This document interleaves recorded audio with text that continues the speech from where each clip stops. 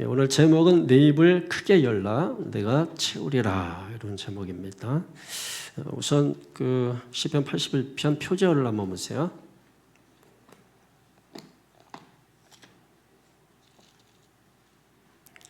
표제어에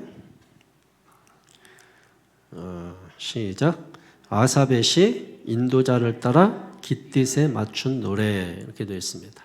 그러니까 아삽의 시 계속 나오죠. 아삽의 시가 계속 나오는데 한마디로 말해서 아삽의 후손들 가운데서 지은 시인데 이걸 한 군데 묶어놓은 거예요. 그래서 아삽의 묶음시 이렇게 표현을 하죠.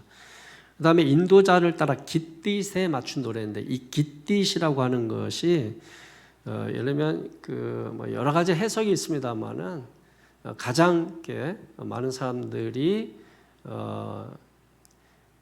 주장하는 것이 뭐냐면 추수절기 때 부른 노래다 이렇게 보는 거예요. 추수절기 때 부르는 노래라고 하는 것입니다.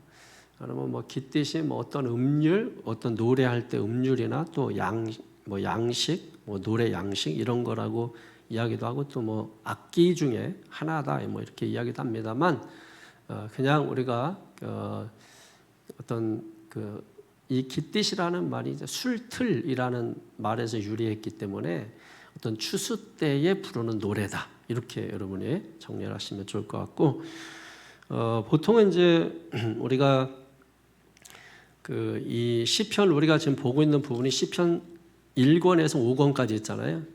그 1권에서 5권까지 있는 거는 창세 출애굽기 레위기 민수기 신명기 그 모세 오경에 따라서 5권으로 나누는 것인데 그 중에 이제 우리가 지금 공부하는 것이 시편 3권을 지금 공부하고 있어요. 그 시편 3권은 보통 멸망에 대해서 이야기를 하는 거죠. 멸망에 대해서. 그러다 보니까 분위기가 좀 어둡습니다. 이스라엘의 멸망, 포로 생활 뭐 이런 거다 보니까 분위기가 어두운데 오늘 본문의 말씀은 좀 분위기가 밝아요. 처음에 읽지 않았습니다만 우리가 1절 이하에 한번 좀 보면 1절 이하 시작. 우리의 능력이 되시는 하나님을 향하여 기쁘게 노래하며 야곱의 하나님을 향하여 즐거이 소리칠지어다. 시를 읊으며 소고를 치고 아름다운 수금에 빗발 아우를지어다. 조화로와 모름과 우리의 명절에 나팔을 불지어다. 자 이런 식으로 하면서 이제 쭉 이 시를 시작하고 있잖아요. 그러니까 밝아요. 그동안에 시는 이제 계속 좀 어두웠다면 오늘 본문에 시는 좀 밝은 그 시에 속한다라고 하는 것인데 일단은 본문을 좀 쪼개서 좀 보겠습니다. 1절에서 5절 크게 분류하면 두 섹션으로 볼 수 있는데 6절에서 16절이에요. 첫 번째 섹션의 내용은 이런 겁니다. 어떤 그 축제 시에 부르는 찬양, 축제를 또는 시작하면서 부르는 찬양, 뭐 이렇게 이름을 지으면 되겠어요. 제목을 축제를 시작하면서 부르는 찬양. 이렇게. 그다음에 6절에서 16절은 그 하나님의 신탁이라 신탁 들어보셨죠? 뭐 은행 같은 데 무슨 신탁 뭐 이렇게 주식 뭐 이런 거 할 때 보면 신탁이라는 말. 그 신탁이 뭐냐면 믿고 맡긴다는 뜻이거든요. 믿고 맡긴다. 그러니까 뭘 믿고 맡겨요? 계시 또는 말씀. 누구에게? 선지자에게. 그럼 선지자가 어디 있어요? 자, 여러분이 제가 이제 늘 얘기하잖아요. 뭘 알고 말하는 것과 모르면서 말하는 것은 완전히 다르다. 요즘 그래서 많이 쓰는 말이 메타인지라는 말 들어보셨어요?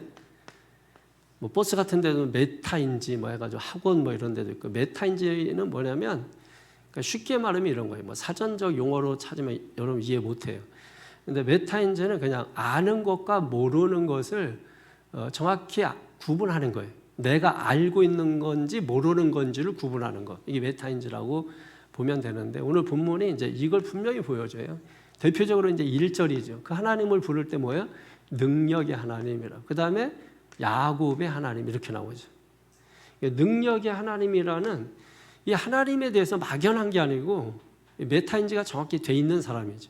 그러니까 하나님은 어떤 분이다 이걸 정확히 아는 거예요. 능력의 하나님. 그래야 우리가 믿음도 정확해져요.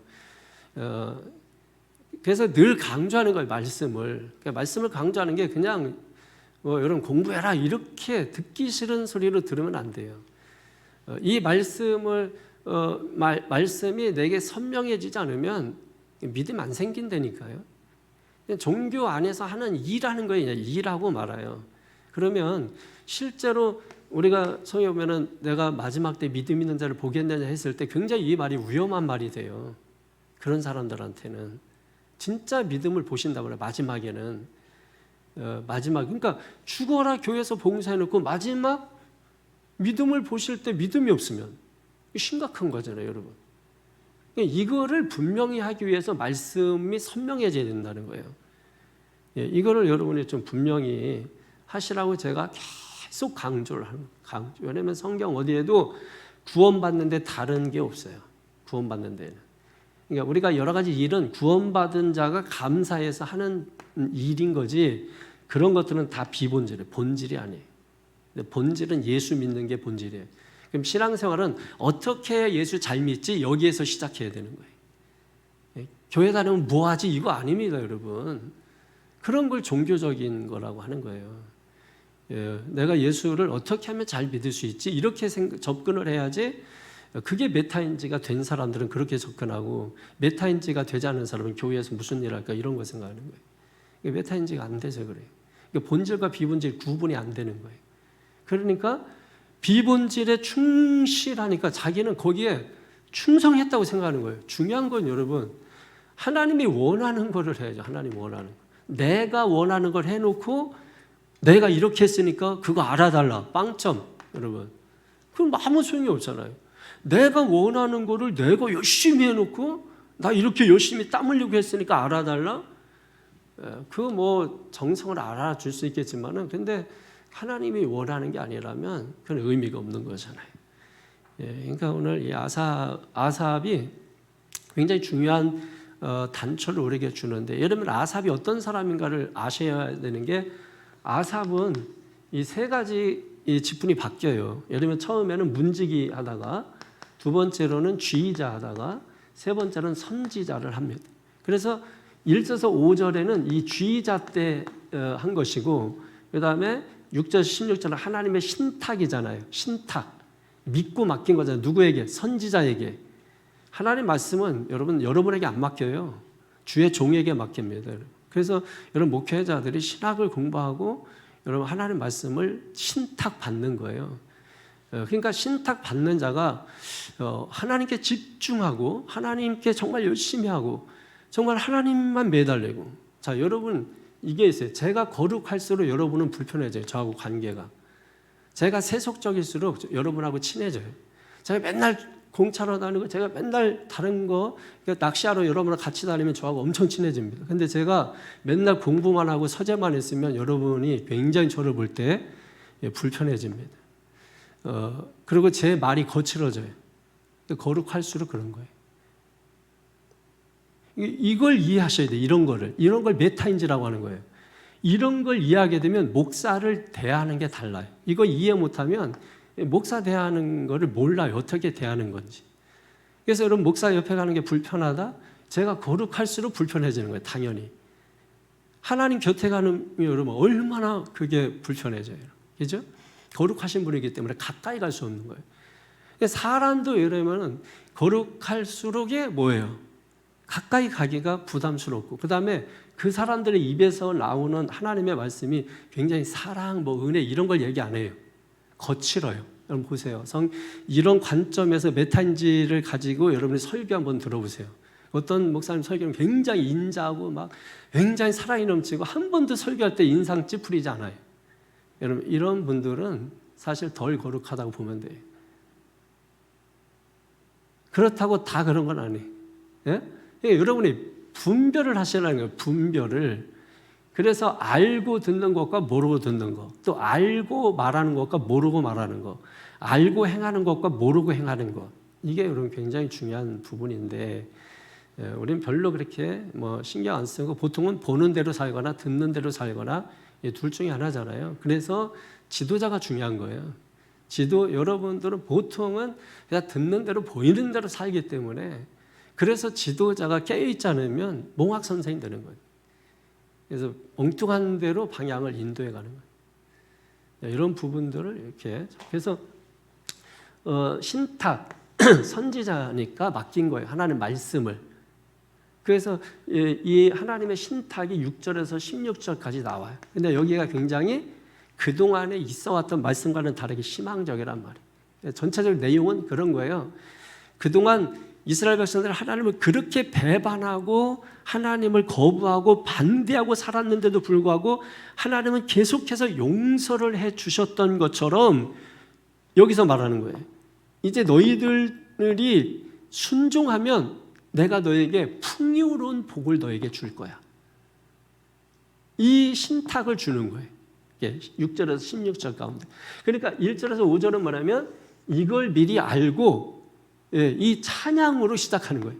이런 복을 허락하실 하나님을 찬양으로 시작하는데 이 아삽은 정확하게 메타인지가 되어 있다. 예를 들면은 능력의 하나님이다. 능력.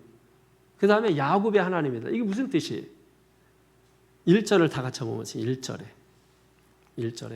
시작.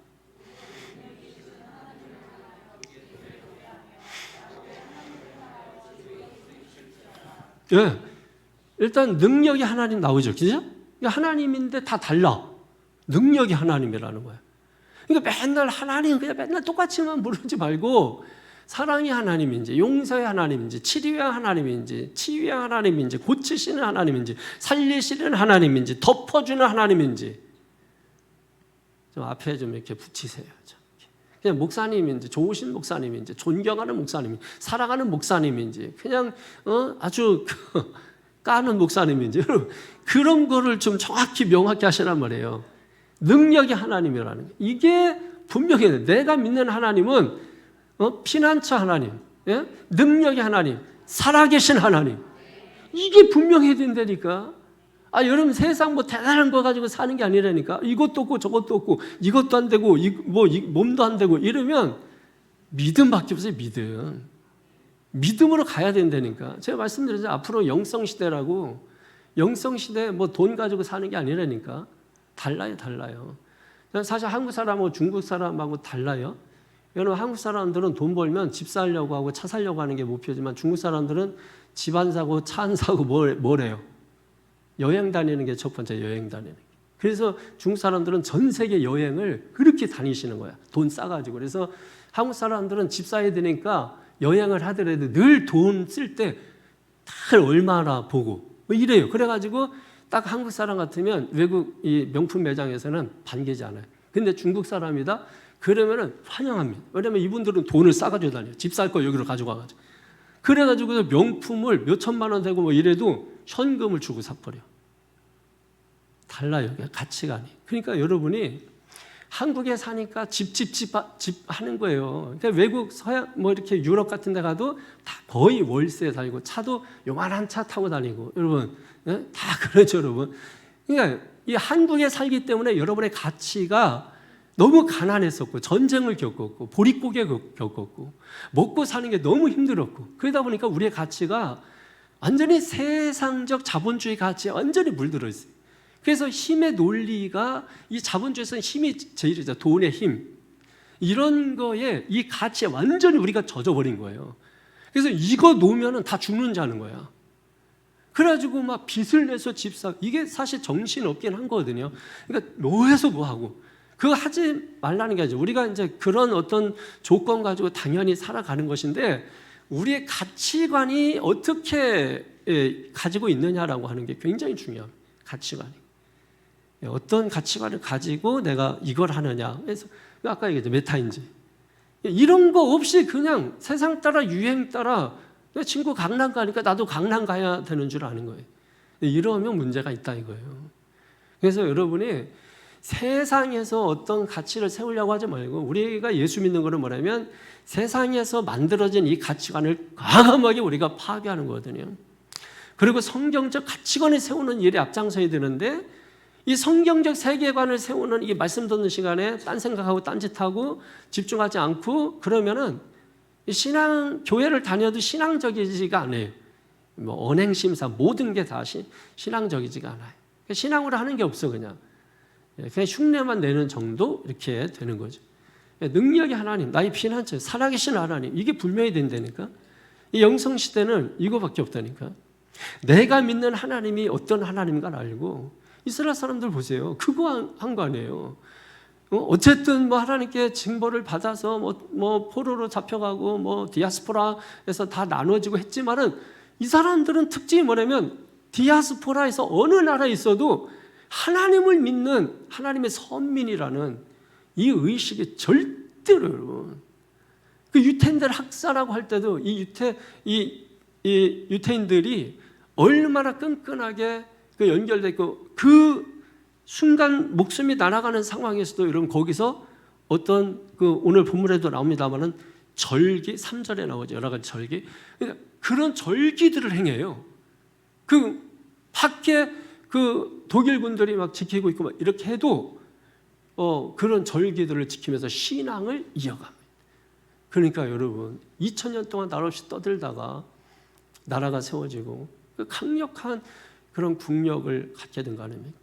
미국이 지켜주잖아요. 그러면 자기는 힘 없으면 주변에서 지켜주잖아. 주변에서. 그게 힘이에요. 힘.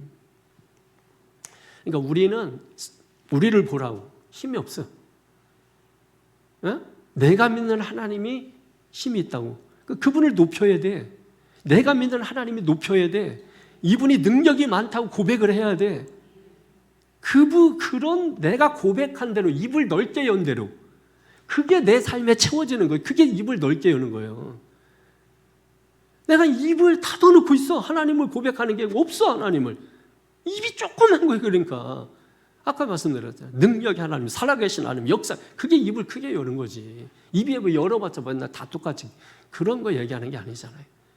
그러니까 계속해서 하나님이 어떤 하나님인가. 예? 좀 이따가 제가 10절에 가서 내 입을 넓게 열라 할 때 그것이 이제 하나님의 이름들이 쭉 있는데 대표적으로 7가지의 이름을 통해서 하나님이 어떻게 우리를 채워주시는지에 대해서 말씀을 드릴게요. 일단 능력의 하나님이라는 거 분명히 아셔야 되고 야곱의 하나님이라고 하는 여러분 창세기 주인공이 누구예요? 응? 대부분 다 아브라함이라고 생각을 해. 근데 사실 아브라함은 그냥 야곱의 할아버지예요. 믿음의 조상이긴 하지만은 그렇잖아요. 그 아버지는 이삭이고 할아버지는 아브라함이고 그 본인이 야곱이죠. 야곱이 이스라엘 됐잖아. 그럼 이스라엘의 역사거든요.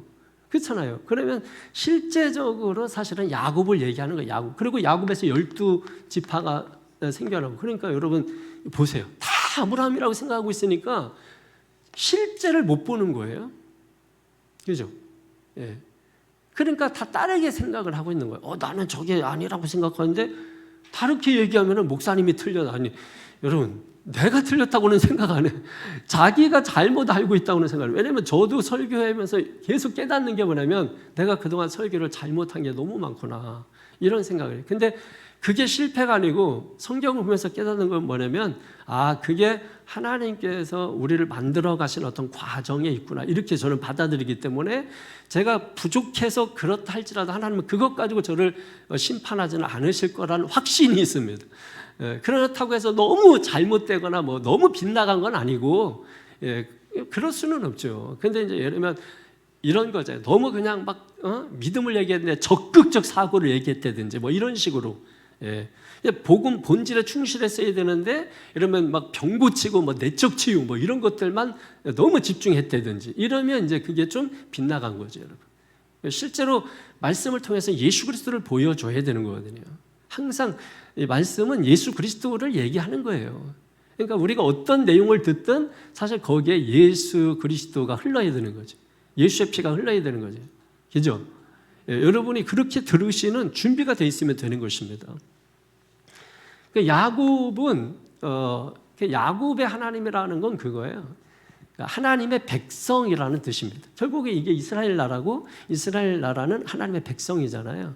그러니까 딱 나오잖아요. 여기서 제가 이 얘기를 한 거예요. 아사분 이게 분명하구나.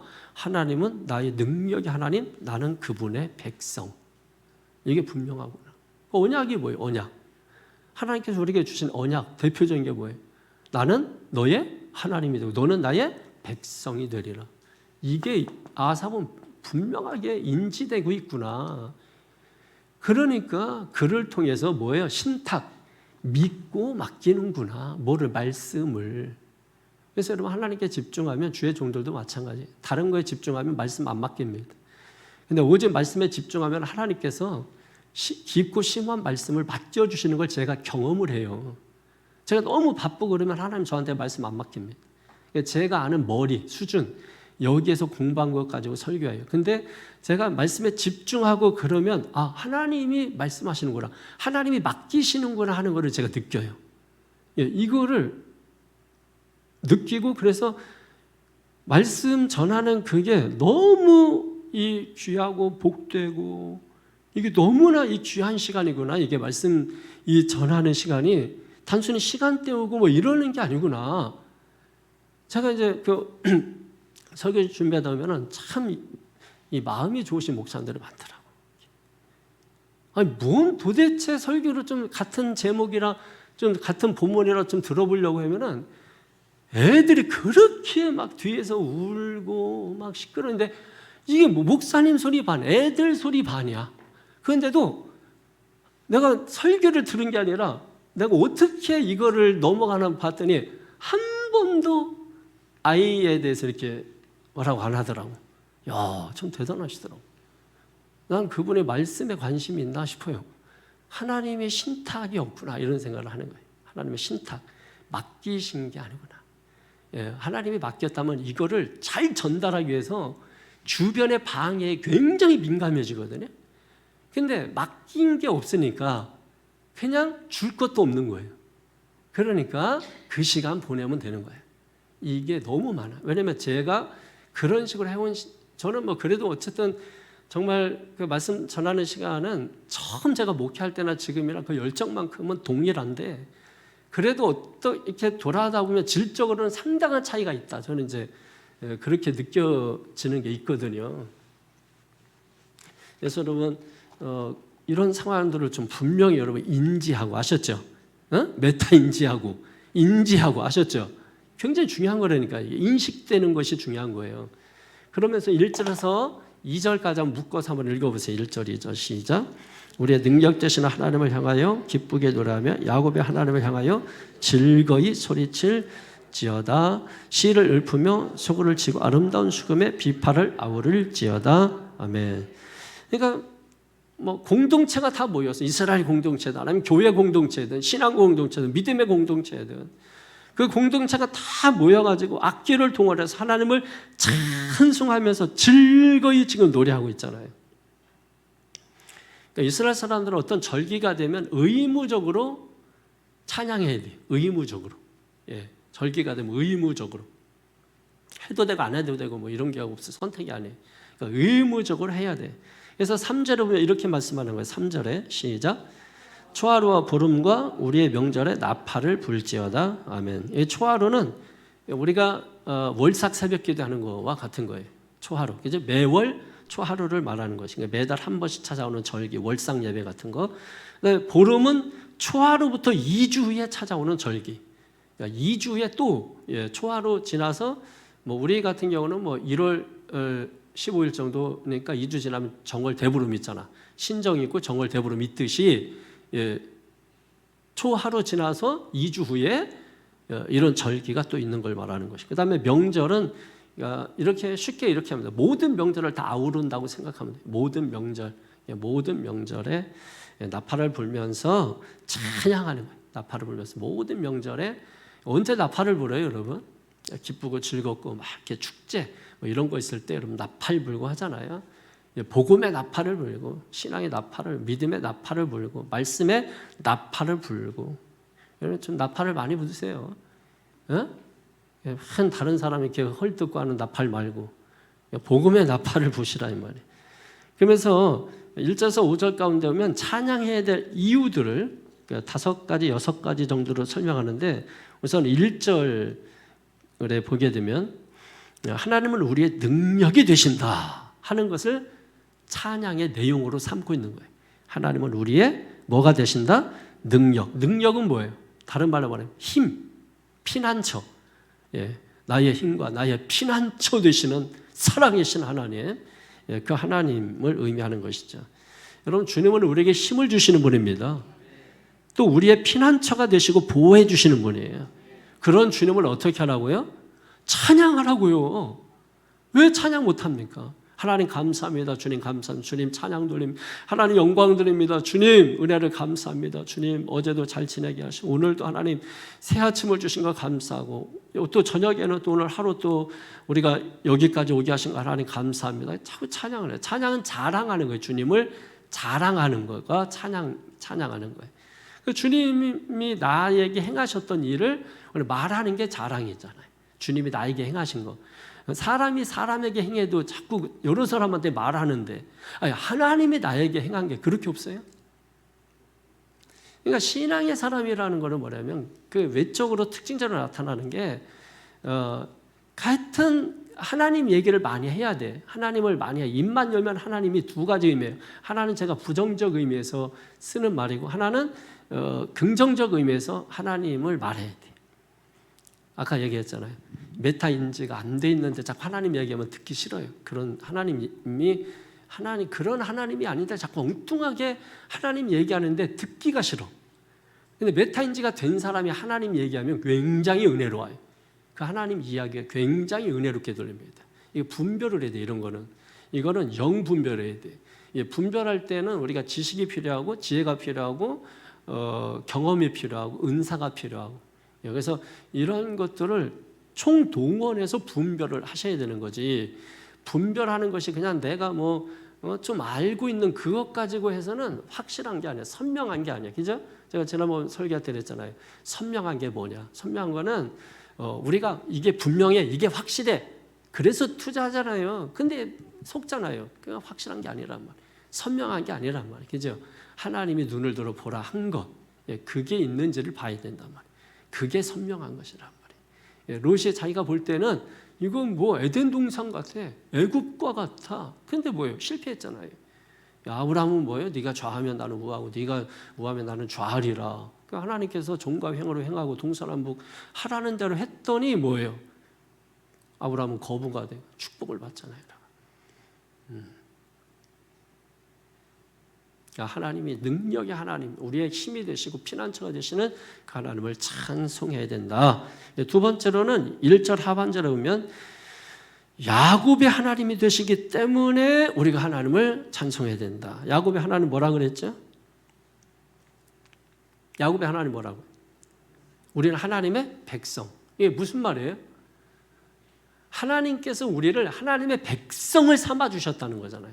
근데 그 하나님이 어떤 하나님이에요? 능력의 하나님, 피난처 하나님, 창조주 하나님, 구속주 하나님, 섭리주 하나님. 그 하나님께서 오늘 저와 여러분들을 하나님의 백성을 삼아 주셨다. 이게 엄청난 일이거든. 놀라운 일이거든. 이게 여러분 그걸 우리가 알 때, 인식할 때, 그걸 인지될 때, 그죠? 그게 인지가 될 때 하나님을 찬송하게 된다니까. 하나님을 찬송하게 돼. 그래서 저는 이렇게 걸어가면서도 하나님 감사합니다. 주님 고맙습니다. 감사합니다. 걸어갈 때 그냥 걸어갑니까? 그냥 걸어갈 때 이렇게 하나님 찬양하면 좋잖아요. 예? 하나님 감사합니다. 하나님 혼자 왜 못합니까? 하나님 꼭 사람 있어야 하는 건가요?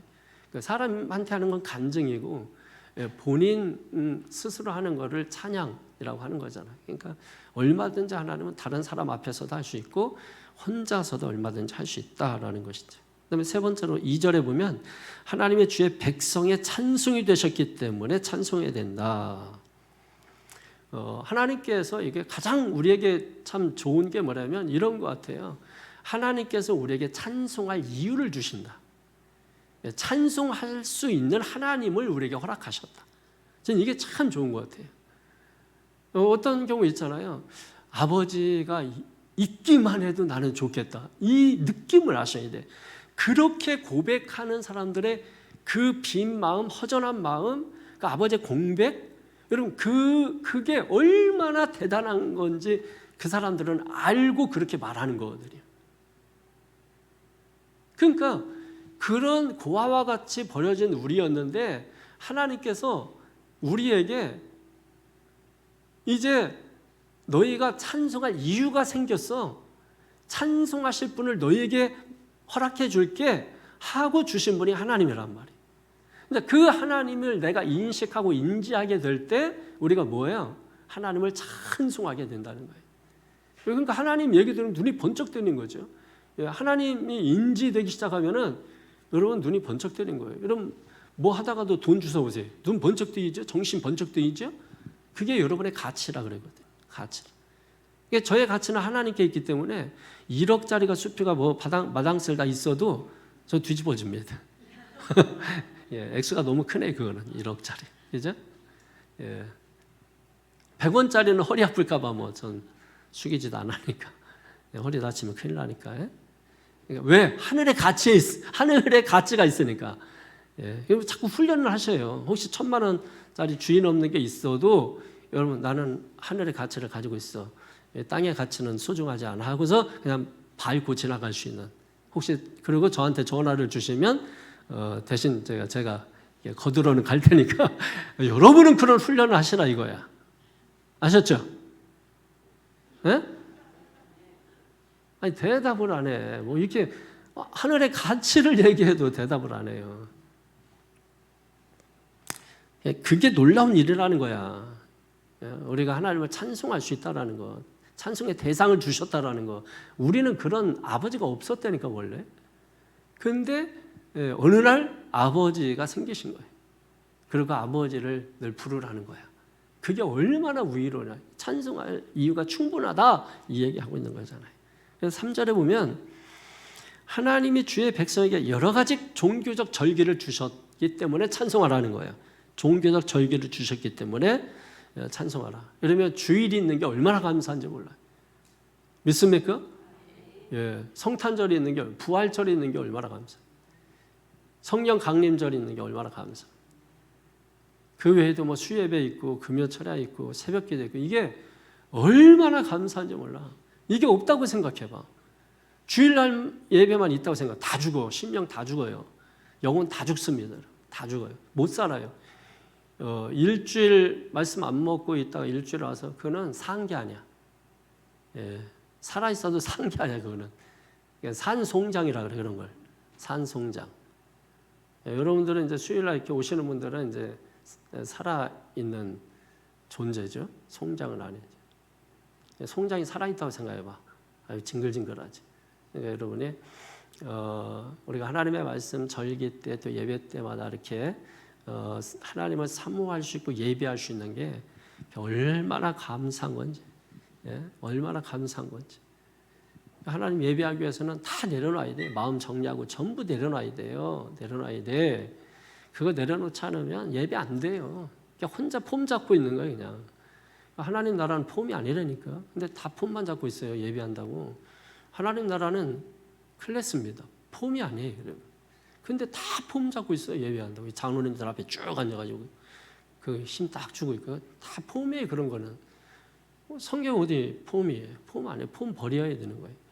예, 사도 바울 보세요. 그 폼 세상에 그것만 있으면 폼 딱 잡고 살 수 있는 거 다 버리잖아요, 그죠? 예, 그러니까 우리가 다른 건 아니더라도 우리가 주님 앞에 나와서만큼은 버릴 줄 알아야 된다. 근데 주님 앞에 나와 있는데도 세상에서 놀던 식으로 놀아. 여러분 그러면 안 된다니까. 주님 앞에서는 꼬리 딱 내려야 된다니까. 내가 세상에서나 무슨 뭐 회장이고 세상에서나 뭐 장관이고 뭐 세상에서나 뭐 이런 거지. 하나님 앞에서는 아무것도 아니에요. 하나님의 백성, 하나님의 백성인 거예요. 그러니까 하나님 앞에서 프루스케네오 경배해. 이마가 땅에 닿도록 엎드려야 되는 거예요. 그게 예배. 그게 안 되면 예배가 안 되는 거예요. 그럼 그 사람들 예배 안 하는 거예요. 그게 예배 참석한 거지 예배하는 게 아니에요. 그리고 하나님 모터로 요한복음 4장 23절 24절에 하나님이 영이시니 하나님이 찾으시는 자는 영과 진정으로 예배하는 자를 찾으신다. 여러분 그렇게 말씀하시겠냐. 하나님이 찾으시는 게 있다니까. 그 다음에 4절 보면 하나님이 율법을 주셨기 때문에 찬송해야 된다 그랬어요. 4절에 시작.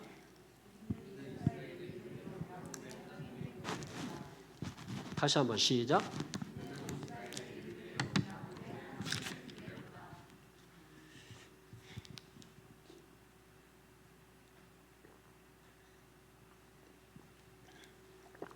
율례가 뭐예요? 율례라고 하는 거는 율법처럼 어떤 게 정해진 규정을 율례라고 하는 거예요. 뭐 개념적으로는 다 뭐 율법, 율례 뭐 다 같은 말이지만 제가 얘기했잖아. 인지, 예? 같은 거라도 아는 사람은 그냥 다 똑같아요. 이렇게 얘기 안 한다니까. 그래서 설명을 해보세요. 그럼 거기서 실력이 나오는 거예요. 그냥 뭐 다 같이 하는 거는 뭐 내가 볼 때 90%. 그 다음에 실력 있는 사람은 딱 10%입니다. 그래서 율례는 뭡니다. 규례는 뭡니다. 이게 탁탁탁 나오는 거죠. 제가 원하는 거는 그런 실력을 얘기하는 거예요. 그러니까 설교 때 다 얘기하거든요. 얘기 안 하지 않아요. 그러니까 설교 때 그냥 가만히 있다가 나중에 물으면 모르는 게 되는 거죠. 율례는 율법처럼 정해진 규정을 의미합니다. 규례는 그 규정을 준수할 수 있는 어떤 기준을 세운 것을 말하는 거예요. 그 기준을 세운 것, 그걸 지킬 수 있는 어떤 규정을 지킬 수 있는 그 기준을 세우는 것, 그걸 우리가 규례. 근데 이 모든 것은 다 뭐예요? 율법. 율법은 하나님의 말씀. 이렇게 이제 폭넓게 이제 보는 겁니다. 그러니까 하나님께서 율법을 주신 이유가 그러면 뭐예요? 합쳐보면 아는 거죠. 하나님께서 율법을 주신 이유는 이스라엘의 삶의 기준으로 삼고 그들의 삶을 판단하는 잣대로 삼으시는 것이죠. 그렇게 하시는 하나님을 찬양하라는 거야. 자, 율법을 주셔서 그걸 이스라엘 백성들의 삶의 어떤 기준으로 삼고 그 기준을 심판의 잣대로 삼으시는 하나님을 찬양하라 이거예요. 그게 뭐예요? 율례, 규례입니다. 그냥 뭐 말하기 좋게 말 바꿔서 그냥 얘기하는 게 아니고 이걸 설명하려고 율법이라고 안 하고 율례, 규례라는 말로 하는 거예요.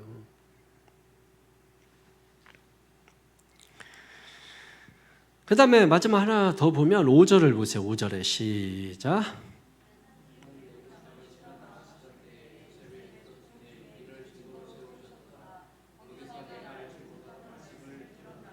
아멘. 하나님이 뭐야?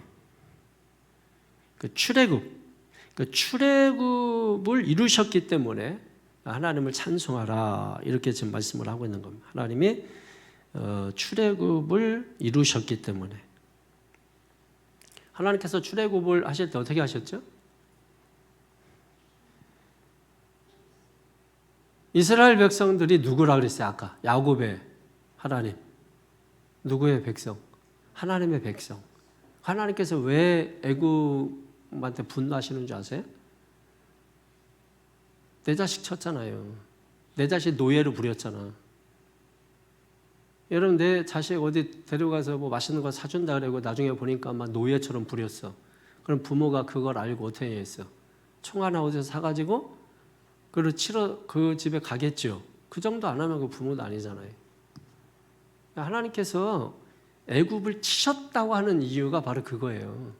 하나님의 백성을 노예로 부린 거예요.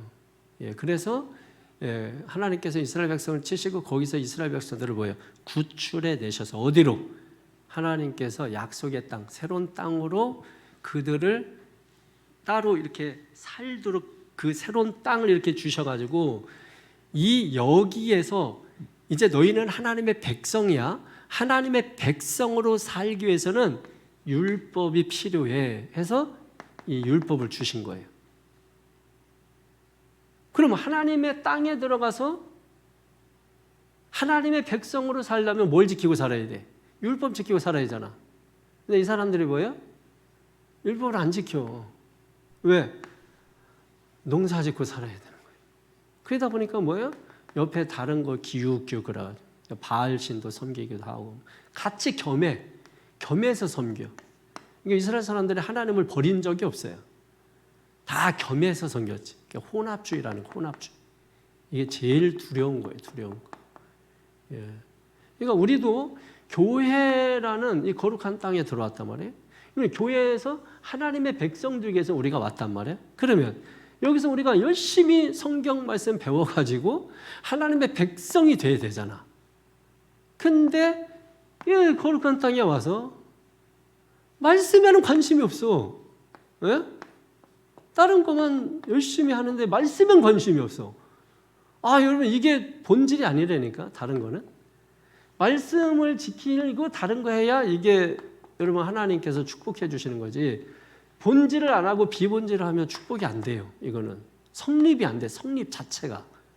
그러니까 제가 하는 얘기가 그거예요. 참 열심히 해. 근데 본질을 안 하니까 제가 깜짝 놀라는 거예요. 아니, 이 양반들이 신앙이 이게 뭐지? 신앙을 어떻게 배웠으면 이렇게 되는 거지? 제가 그거 뜯어고치는데 3년, 적어도 3년, 5년 걸린다니까요. 안 바뀐다는 게 사람이 쉽게. 원래 사람은 존재가 안 바뀝니다. 원래 이게 성경적인 거고 이 존재는 안 바뀌어요. 이 존재를 바꾸려고 하는 건 아니죠. 그렇지만 우리의 형태는 바뀔 수 있거든요. 형태는. 여러분은 우리가 봄이 되면 봄옷 입고 겨울이면 겨울옷 입듯이 그렇다고 해가지고 옷 바꿔 입었다고 그 존재가 달라진 게 아니잖아요. 그죠? 달라진 것처럼 보이는 거지. 그죠? 옷에 따라서 뭐 입느냐에 따라서 그죠? 달라지게 보이는 거예요. 예, 그러니까 형태는 좀 달라져야 되는데 이게 안 달라진단 말이에요. 깜짝 놀라는.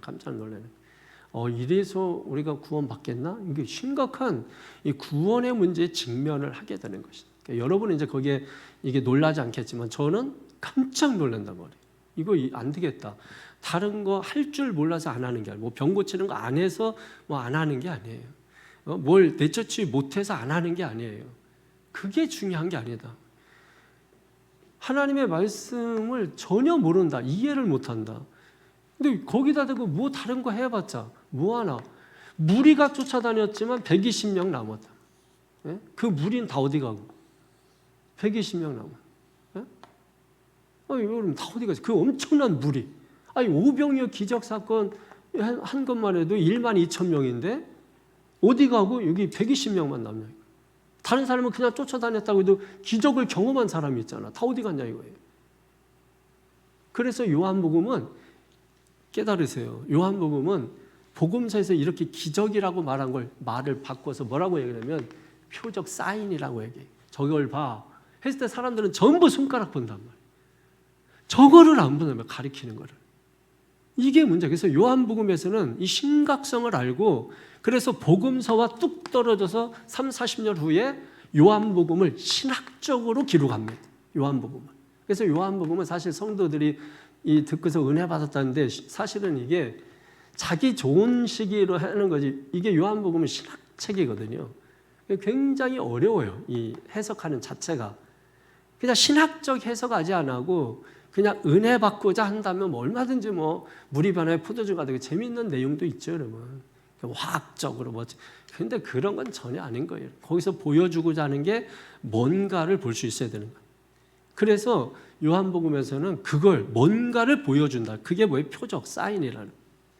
기적이라고 안 한단 말이에요. 기적에 사람들이 지금도 몰두해가지고 기적이 일어난다 그러면 지금도요. 여러분 몰라서 그러지 아는지 모르겠지만 수천 수만 명이 막 몰려다닙니다. 지금도. 그게 우리나라는 덜해요. 한동안 우리나라도 엄청났었는데 지금 이제 막 이게 뭐 어떤 이 개발도상국으로 막 올라오는 이런 나라들 중에서 아래쪽에 있고 뭐 아프리카나 뭐 이런 쪽에 있는 나라들은 이 기적 엄청 좋아합니다. 대규모로 모여요. 수십만 명 막 모입니다. 우리나라 옛날에 뭐 100만 명 여의도에 모였었잖아요. 그때 정말 못 살 때 우리나라 정말 못 살 때 뭐 그 기적한다니까 막 사람들이 거기 엄청 100만 명이면 여러분 상상을 못해요. 몇천 명 모여도 도로 마비됩니다. 여의도 그 모래사장이죠. 모래사장. 그 모래사장에 엄청난 사람들이 모여서. 근데 이제 점점 줄어들고 해서 이제는 뭐 안 모여. 강제법을 막 동원하고 막 그렇게 하는 거죠. 자, 하나님께서 그래서 율법 주셔서 결국은 율법은 뭐예요? 율법 주신 것은 듣고 나니까 말씀 듣고 나니까 어떤 거다? 하나님의 백성 삼으신 증거구나 이거예요. 여러분이 예를 들면 성경책 들고 다녀보세요. 저 사람 하나님 믿는 사람이구나. 교회 다니는 사람 하잖아요. 예? 핸드폰만 들고 교회 가보세요. 누가 봐도 하나님 백성 증거가 없어. 핸드폰은 불신자도 다 들고 다니. 예? 핸드폰 안에 말씀이 있다 이거지. 말씀만 있는 핸드폰 안에 온갖 잡것들이 다 있지, 여러분. 예? 그러니까 정신들 차리시라고. 신앙으로 하라니까, 믿음으로 하라니까. 신앙으로, 믿음으로 안 하고서 하나님 백날 기도하면, 그럼 하나님께서 질서의 하나님인데, 풍의를 지키시는 하나님인데, 하나님께서 응답이 되겠어요? 그거 안 되는 거잖아요, 그거는. 그렇게 요구한다면 요구하는 자가 잘못인 거잖아요. 예, 하나님을 그렇게 우리가 모독하면 안 되잖아요. 우리의 삶이 부족하고 연약하고 그분은 얼마든지 우리가 회개하고 또 우리가 주님 앞에서 통곡하고 통회하고 자복하면 하나님은 얼마든지 용서해 주신단 말이에요. 하나님 자체를 모욕하는 것은 옳지 않습니다. 자, 그다음에 두 번째 섹션 6절 16절 가운데 5절에서 7절을 한번 보세요. 5절 7절 시작. 6절부터죠. 시작.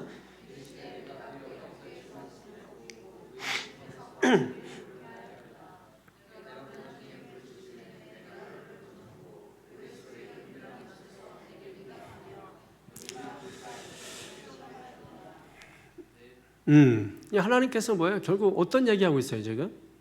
출애굽 얘기하고 있죠? 이스라엘 백성들 노예 생활에서 해방시켜서 자유를 줬다 이거예요. 그러니까 표현이 아주 재밌습니다.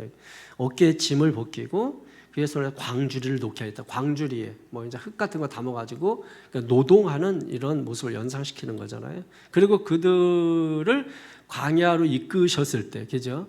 사실 여기에도 이해할 수 없는 부분이 많아요.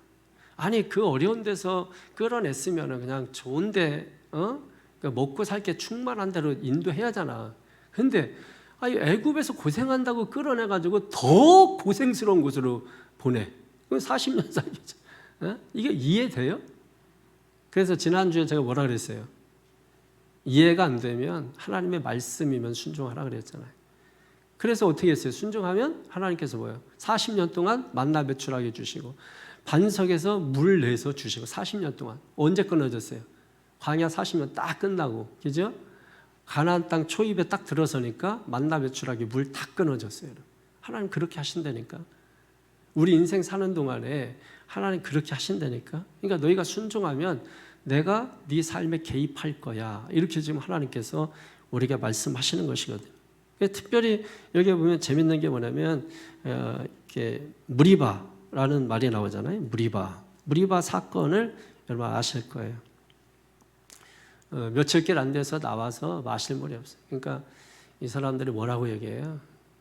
하나님 우리를 죽이려고, 우리를 그냥 아주 목말려 죽이려고 애굽에서 우리를 아예 끌어내셨군요. 하고서 이제 하나님을 시험했다서 시험함 무리바라고 하는 것이죠. 그리고 또 다른 이름이 하나 있는데 무리바 말고 또 뭐 있어요? 마사. 모세를 원망 불평하잖아요. 다투잖아요. 너 모세 뭐야? 너 때문에 여기까지 말에 나와가지고 하나님 살아계신 거예요? 안 살아계신 거예요?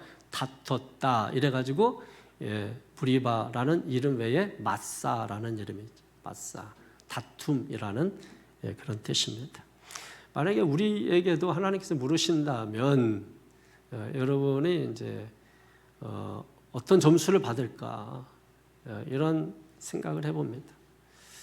광야 생활 가운데 하나님 계신가 안 계신가, 이 세상 사는 동안에 하나님 계신가 안 계신가 했을 때 과연 우리가 다 낙제점 안 맞고 좋은 점수 맞아야 되는데 그렇게 되기를 바랍니다.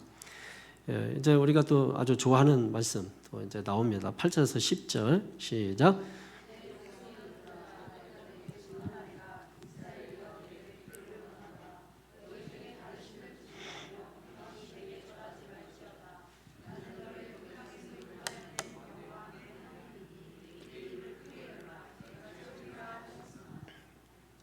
내 백성이여 들어라. 이거 많이 나오잖아요, 그죠? 시편의 핵심이에요. 내 백성이여 들어라. 잘 듣는 게 중요하다니까.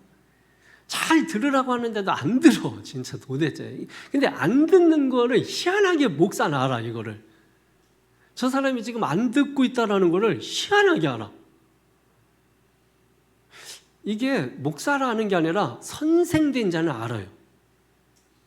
조용한데도 똑바로 안 들어 이 자식아. 그래 선생님들이. 그럼 어떻게 알고서 이렇게 공부하는 척하고 있어. 근데도 시원하게 공부하는 척하고 이렇게 숙이고 있는데도 볼펜 가지고 기막히게 딱 머리를 아주 명중을 시킨단 말이에요. 그러니까 선생 눈에는 그게 보이는 거야. 이게 보고 있는데 보고 있는 건지 안 보고 있는 건지, 보고 있는데 멍 때리는 건지 집중하고 있는지 이게 안 되니까 이게 다 보여. 그러니까 사람이 뭐 많아도 보이는데 몇십 명 안 되는 거는 뭐 그냥 뭐 한눈에 다 읽히는 거 아니에요. 한눈에. 그러니까 뭐 막 이게 졸린데 잠 쫓고 있는 건지 뭐 막 다 알고 있어요. 귀신 쫓는 건지 하여튼 뭐. 이스라엘 백성들 시내산에 도착해서 하나님과 언약을 체결했잖아요. 그죠? 언약을 체결했어. 왜 언약을 체결한 거예요? 그 말씀을 집중하면 그런 게 막 보인다니까. 그 말씀을 내 백성아 들으라 했잖아요. 그러니까 일단 뭐예요? 들으라고 준 거야. 말씀은 듣고 뭐예요? 그래서 구약 성경을 보세요. 설교하고 뭐 이런 게 아니라 선지자들이 다 성경을 읽어. 그리고 백성들은 서서 들어. 듣는 거야 일단. 그리고 듣고 뭐 하라는 거야? 순종하라는 거야. 듣고 순종의 이 얘기예요. 율법을 주신 이유는 듣고 순종하라고 주신 말씀이에요. 그래서 9절에 대표적으로 십계명 중에, 율법의 대표적인 십계명 중에 뭐예요? 첫 번째 계명을 주고 있는 거예요. 나 외에 다른 신을 내게 두지 말라. 근데 이게 사실은 출애굽기의 핵심이기도 한 거야. 출애굽기의 핵심이기도 한데 그 말씀을 주는 거죠. 그리고 하나님은 어떤 하나님이라고 자신을 소개하는, 나는 질투하는 하나님이다 이렇게 소개를 합니다. 그러니까 하나님이 질투한다 이런 얘기는 뭐예요? 무슨 얘기예요? 여러분 언제 질투하죠? 나 말고 다른 사람에게 집중하면 질투가 나겠죠. 그러니까 하나님께서 우리에게 뭘 요구하는 거예요? 충성을 요구하는 거예요. 충성을. 하나님께 우리가 해서 고린도전서 4장에 보면은 맡은 자를 구할 것은 충성이다. 그죠? 계시록 2장에 보면은 충성할 것을 말씀하잖아요. 하나님 질투하는 하나님이라고 말씀하셨잖아요. 근데도 불구하고 이스라엘 백성들은 계명을 어겨요. 그렇게 얘기해도. 그래서 너희가 지금 고난당하고 있는 거야. 이렇게 말하고 있는 거죠. 하나님께서 이스라엘 백성들에게 왜 이렇게 이런 걸 요구할까? 이런 생각해 보셨어요? 왜 이렇게 요구할까? 그럴 만한 하나님 자격이 있으신가? 왜 그러신 거예요? 이스라엘에서 그들을 이끌어내셨잖아요. 하나님께서. 자격이 있는 거죠. 여러분 자녀들에게 왜 이렇게 잔소리 하시는 거예요? 여러분 아이들이 있다고 다 잔소리해요? 지나가면? 아니잖아요. 누구한테 말하는 거예요? 내 자식. 왜? 내가 낳거든. 그래서 잔소리 하는 거예요. 여러분 자격이 있는 거예요. 애들 무섭다고 잔소리 안 하면 잔소리를 듣고 커야 돼. 애들이. 부모의 잔소리는 그냥 잔소리가 아니에요. 아이들을 살리는 잔소리이기 때문에 여러분이 얼마든지 자격이 있는 거예요. 자격. 잔소리할 때 대신에 성질 부리지 말고. 하나님은 시내산에서 언약을 체결하시면서 그때 주신 말씀이에요. 시내산에서 언약 체결하면서 그때 주신 말씀 뭐라고요? 네 입을 크게 열라. 내가 채우리라. 어떻게 열라고? 크게 열라고. 아주 중요한 시점에 입을 크게 여심을 해서 하품을 아주 그래, 그렇지. 그렇게라도 열어야 돼. 그러면 이게 누구가 알아? 당사자는 알지. 나하고 눈도 못 마주치지. 자, 여러분, 내 입을 크게 열라. 내가 채우리라. 그죠? 믿습니까? 이 말씀을 여러분이 붙드셔야 되죠. 그죠? 붙들어야 돼. 이 말씀을 붙들어야 돼. 왜? 이 말씀이 축복의 통로가 되는 말씀이기 때문에 그런 거예요. 아까 제가 말씀드린 대로 이스라엘 백성들이 어떻게 하면은 하나님의 이 축복을 받을 수 있느냐? 어떻게 하면 돼요? 입을 넓게 열기만 하면 되는 거야. 애들이 뭐 자기들이 뭘 해요? 그러니까 입만 열면 다 앞에 채워지는 거야. 아셨죠? 그러니까 똑똑하고 잘난 척하지 말고 하나님 입 열라면은 그냥 서울대 나왔어도 이 크게 열으면 돼. 하버드 나왔어도 이 크게 열면 되는 거예요. 아셨죠? 예. 그렇지 않으면 다 아주 그냥 입을 10개씩은 열어야 돼. 자, 그러면 하나님의 성품, 아까 제가 말씀드린 하나님의 이름. 하나님의 이름은 하나님의 성품이에요. 하나님의 이름이 성경에 많이 나와 있는데 어떻게 하나님께서 하나님의 이름과 연관해서 우리에게 채우시느냐. 내가 채우시겠다 이랬잖아요. 그죠? 내가 채우겠다 하신 분이 여러분 어느 정도 실력이 있는지 아셔야 되잖아. 내가 너 도와줄게 했는데 나보다 가난해. 옛날에 이제 제가 조인경 목사님 많이 이렇게 좋아하고 할 때 이렇게 간증 이렇게 처음 천막교회 시작하실 때 이제 천막이 한 10평도 안 되나 뭐 이런 그냥 천막 군 뭐 이런 지금처럼 텐트 멋있는 거 말고 천막 뭐 하는데 어느 가정을 가서 이제 전도를 했는데 뭐 아주 지질이 가난하고 뭐 예수 믿으면 하나님 복 주신다고. 그럼 예수님 어디 있어요? 그랬더니 저기 있다고 같이 가자고. 그래가지고 이제 막 논길 건너가지고 한참 가는데 아니 도대체 그분 어디 계세요? 그냥 좀만 더 가면 된다고 해가지고 막 논길 걸어가지고 밭길 걸어가지고 그래서 갔는데 뭐 안 보이는데 다 왔다고. 그래서 보니까 어디 있냐고 찾아도 없어. 저거라고 저거 천막. 했더니 막 웃는 거예요. 그래서 아니 저게 무슨 나한테 복을 줄 분이 계시냐고. 그게 이제 한번 안에 들어갔더니 막 엉망이지. 안에도 뭐 아무것도 없지. 그러면서 그때 그분이 그랬다 그러잖아요. 깔깔깔대고 막 배꼽 잡고 서면서 나한테 누가 복을 준다고? 나보다 더 지질이 가난해가지고 무슨 이런 곳에서 나한테 복을 줘? 그러면서 막 야단이 크게 했다 그러잖아. 그래가지고 이제 삼박자 축복 해가지고 이제 그래서 이제 막 그냥 복을 선포하고 막 이랬다 그러잖아요. 그러니까 여러분이 나에게 복을 주시는 하나님이 도대체 어떤 분인지 관심을 좀 가시라 이거예요. 그분에 대해서 관심을 갖는 게 입을 크게 여는 거예요. 그만큼 그렇게 할 때 내가 채우겠다 이렇게 주님이 말씀하신 거잖아요. 자, 우선 여호와 이레라는 여호와 이레. 그게 무슨 뜻이죠? 예, 하나님께서 나를 위해서 준비하신다, 예비하신다. 예비하심으로 채워주신대. 여러분 부모님들 돈 열심히 벌어서 지금 뭐 하려고 돈 버는 거예요? 제대로 헌금도 잘 안 하시면서 하는 이유가 뭐예요? 애들? 자식들? 학원 보내려고. 학원도 한두 개가 아니에요. 30-80개 막 이렇게 보내려고. 그죠? 그래 애들 뭐 옷 좋은 거 사주려고. 애들 나중에 좀 크면은 시집장가 보내려고. 그죠? 다 예비하시잖아. 그러면 하나님께서 저와 여러분의 인생을 위해서 준비하고 예비된 축복이 있다. 준비하시고 예비하시는 게 여호와 이레. 그렇게 여호와 이레로 채우신다 이거예요. 그다음에 또 하나 여호와 라파. 여호와 라파가 뭐죠? 예, 치료의 하나님. 그러니까 여호와는 나를 치료하신다. 여러분 몸만 아픈가요? 살다 보면 맴이 찢어지고 막 맴이 아플 때가 많잖아. 마음도 아프고 또 마음만 아픈가 머리도 아프고 또 배도 아프고 뭐 아파도 몸 사지백체 다 아파. 어떤 날은 막 머리 아프다 그랬다. 어떤 날은 또 이가 아프다 그랬다. 또 어떤 날은 발가락이 아프다 그랬다. 어떤 날은 또 뭐 속이 아프다 그랬다. 속도 뭐 이렇게 한두 가지가 아니잖아. 그냥 뭐 서 있는 것도 힘들다 그랬다가 또 뭐 그냥 아이고 뭐 뛰다가 다쳤다 그랬다가 앉아 있다가 넘어졌다 그랬다가 얼마나 많아. 근데 하나는 뭐예요? 그렇게 나를 여호와 샴마 나를 치료하셔. 라파 여호와 라파 나를 치료하시는 그 하나님으로 하나님이 도와주시겠다. 채워주시겠다라는 거예요. 그 다음에 여호와 치드케누. 예, 하나님은 의로우시다 이런 뜻이거든요. 그러니까 하나님은 나를 의롭게 해주신다. 의롭게 해주심으로 채워주신다. 예, 의롭게 해주신다는 거예요. 의롭게 해주시는 거 알죠? 칭의. 의롭게 해주시는 것이. 그 다음에 여호와 라하. 이 라하 이게 뭐예요? 여호와 라하 또는 라함 이렇게 되죠. 이건 뭐예요? 우리가 잘 아는 거예요. 여호와는 나의 목자. 그러니까 목자처럼 나를 부족함이 없게 하시겠다. 뭐 이런 거죠. 그러니까 부족함이 없게 하나님이 채워주신다 이거예요. 늘 이렇게 교회하다가 보면 깨닫는 게 정말 부족함이 없게 채워주셔.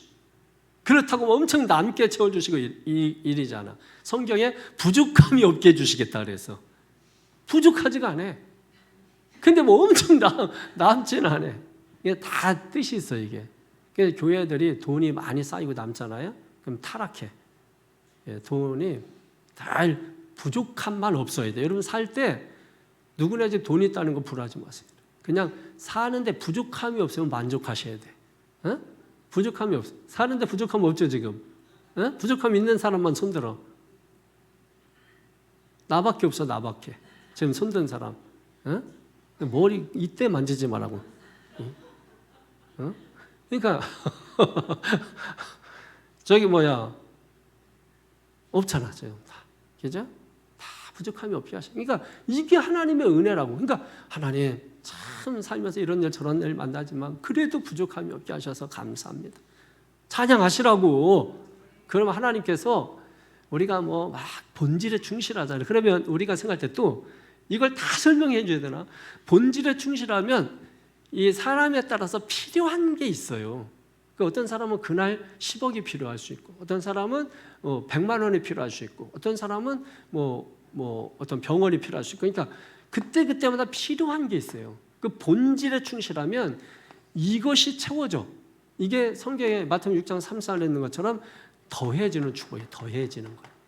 예, 그래서 여러분이 그냥 본질하면 돼. 애들 예를 들면 저 괜찮은 대학 가고 막 이렇게 할 때 뭐만 시켜?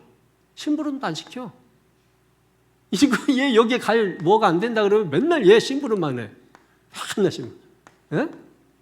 그죠? 여러분 자녀 중에 여러분이 심부름 많이 시킨다 그러면 여러분이 포기한 거야. 근데 너는 저희 심부름 아무것도 하지 마. 너는 오직 공부만 해. 방으로 들어 공부해. 이러면은 기대하고 있는 거야. 손 들어보세요. 자식 심부름 지금까지 너무 많이 시켰다.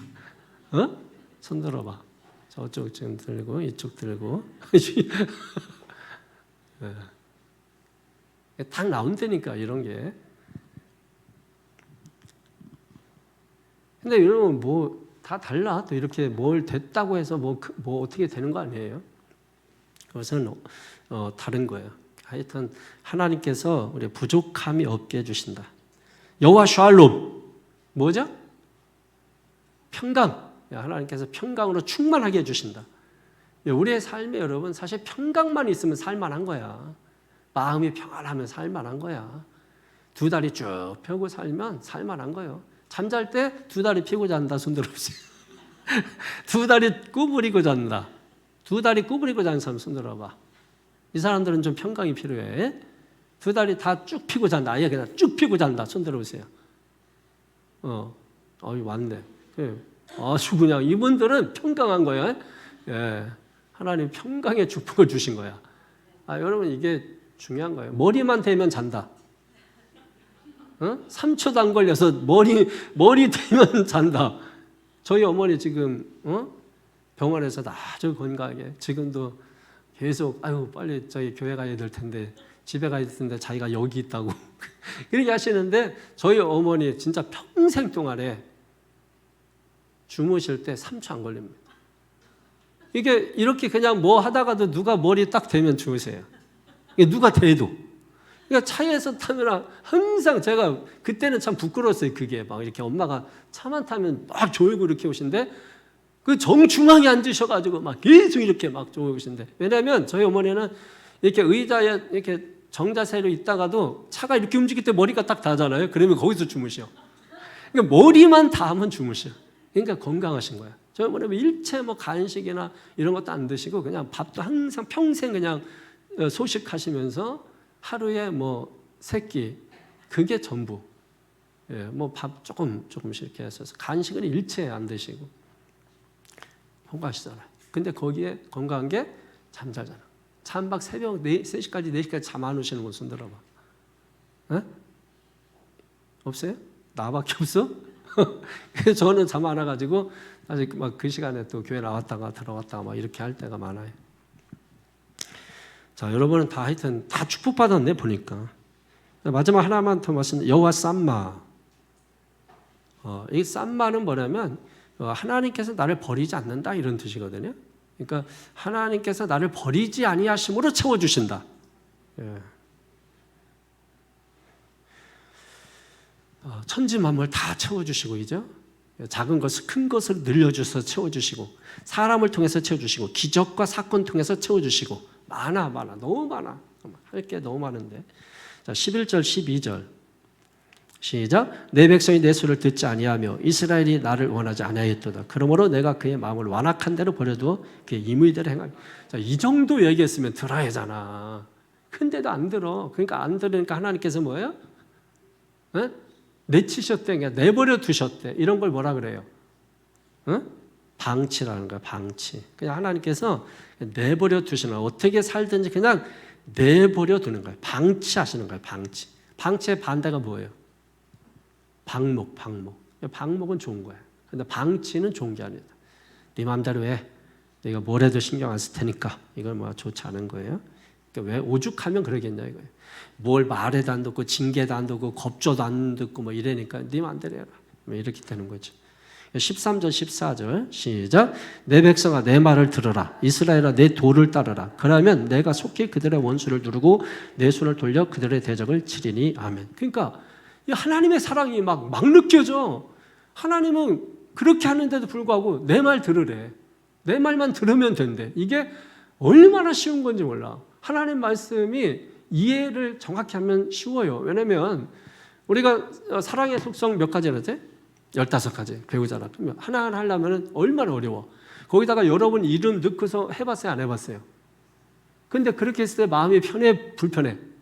100% 다 불편해져. 왜? 지킬 수 없으니까. 그래서 그거는 사랑의 실천으로 준 게 아니에요. 사랑의 정의야. 사랑은 이런 겁니다 해서 준 거야.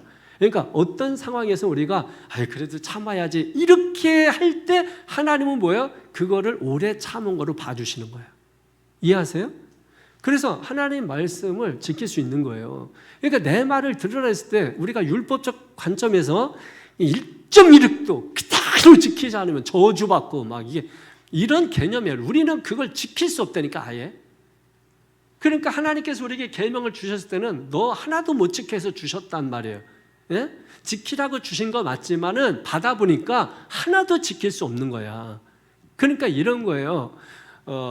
어떤 것을 성경에서 말씀할 때 그런 것이 우리에게 뭘 실천하라 이렇게 해서 이렇게 주신 게 아니라 뭐예요? 사랑은 이런 것이야 하고서 알게 하시는 거야. 예? 그래서 그래? 사랑은 온유한 거야? 그 온유한 게 뭐예요? 길들여진 거잖아 말씀에. 그래서 옛날 같으면 막 성제도 막 이렇게 할 수 있는데 말씀이 딱 생각나가지고 그래 내가 이렇게 말씀 붙잡고 내가 인내해야지 참아야지 하면 하나님은 뭐예요? 그거를 온유하게 봐주신다는 거예요. 이해가 돼야 되는 거예요. 자 15절 16절 보세요. 시작. 여호와를 미워하는 자는 그에게 복종하는 지할지라도 그들의 시대는 영원히 계속되리라. 또 내가 기름진 위를 그들에게 먹이며 반석에서 나오는 꿀로 너를 만족하게 하리라 하셨도다. 아멘. 자, 제가 좀 전에 말씀드린 거 이해는 하셨죠? 예. 그러니까 여러분이 무슨 뭐 말씀대로 순종한다 그게 그 말에 순종한다는 의미지 너희 이거 해 안 하면 죽어 이런 개념이 아니에요. 여기서 계속해서 내 말을 들어라. 내 말을 듣고 순종해. 이 말이 하나님 말씀하시는 걸 따르라는 말이에요. 그게 우리가 예를 들면 어떤 것에 대해서 하나님께서 예를 들면 뭐 사랑을 오래 참고 있으면 그 오래 참는 그 부분에 대해서 우리가 그거를 하지 못하면은 죄책감 갖고 막 죄의식 갖고 그래서 우리가 지옥 갈 수밖에 없고 그런 관점에서 본다면 이거는 100% 성경을 오해하는 것이에요. 왜? 우리는 애초에 그거 못한다니까요. 율법이라고 하면 100번 여러분이 참았어도 한 번 못 참으면 그건 율법 범한 거예요. 죽는 거예요. 할 수 있어요? 지금도 이거 생각 깨우치지 못하는 사람이 있어서 제가 포기해버리려고 그러다 다시 한번 말씀드리는 거예요. 자기 생각 버리셔야 돼요. 얘는 율법이라는 걸 몰라서 그러는 거예요. 율법은 1000개 있는데 한 개 안 지키면 999개를 안 지킨 게 돼버리는 게 율법이에요. 이게 무슨 얘기예요? 너희는 안 돼 이런 거예요. 너희는 안 돼. 그래서 하나님을 따라가는 게 순종하는 거예요. 양들이 그냥 뭐 주인 그 목동 따라가는 게 그게 순종이에요. 자기가 뭘 하는 게 아니에요. 그게 순종이라고요.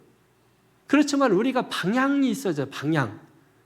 그 방향이 있어야 되는데 그 방향을 주기 위해서 하나님께서 우리에게 이렇게 저렇게 말씀하는 거예요. 부모님이 잔소리를 수도 없이 하는데 애들 지켜요? 잔소리 안 지키잖아요. 부모가 하는 이유가 뭐예요? 아이들한테 방향을 가르쳐주는 방향을 그쪽으로 하면 안 돼. 그거 하면 안 돼. 쟁일 안 돼요. 쟁일. 제가 오늘 태풍이를 한 1시부터 한 6시까지 봤단 말이에요. 6시까지 서재에서 봤. 제일 많이 한 게 안 돼. 안 돼. 안 돼. 사실 제가 이거 교육하려고 제가 한 거고 안 돼라는 말은 제가 거의 안 해. 그럼 안 돼 그러면 엄마한테 애엄마한테 잔소리 들어요. 안 돼라는 말 하지 말라고. 그거 못 하죠. 그러니까 안 돼라고는 안 하는데 보통 아이들 이렇게 하다 보면은 쟁일 쫓아가면 안 돼, 안 돼, 안 돼, 안 돼 이렇게 하잖아요. 그게 뭘 얘기하는 거예요? 근데 말 들어요, 안 들어요? 하나도 안 들어. 그럼 걔 뭐예요? 심판해야 돼요. 하나도 잔소리, 그 부모님 말씀 하나도 안 들어요.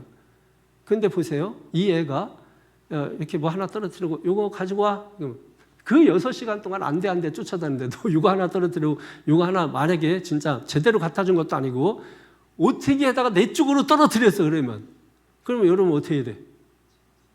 6시간이 없어진다니까? 하나님께서 여러분한테 뭐 대단한 거 기대한다고 생각하시면 안 돼요.